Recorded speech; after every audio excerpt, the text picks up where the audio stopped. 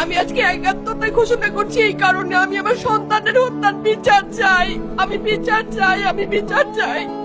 এই বিচার আপনাদের নিশ্চিত করতেই হবে। আমার সব সন্তানের কাছে আমার অনুরোধ, আপনারা আমার সন্তানের হত্যার বিচার করুন।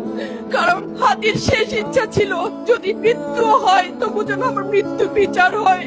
আমি এই বিচার চাই। ইনসাফের বাংলাদেশ চাইলে যদি মৃত্যুবরণ করতে হয়, আর কত রক্ত দেবে আমাদের সন্তানেরা?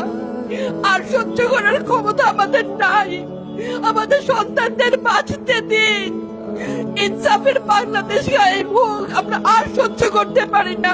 প্রশাসনের কাছে, সবার কাছে একটাই মাত্র অনুরোধ, আমাদের বাচ্চাদের বাঁচতে দিন, আমাদের ইনসাফের বাংলাদেশ দিন। কথা বলার শক্তি আমার নাই, আমার চোখ ভরে আসছে। আমি সহ্য করার শক্তি আমাদের নাই। আমাদের বাচ্চাদের বাঁচতে দিন। প্রশাসন সজাগ হবে কবে?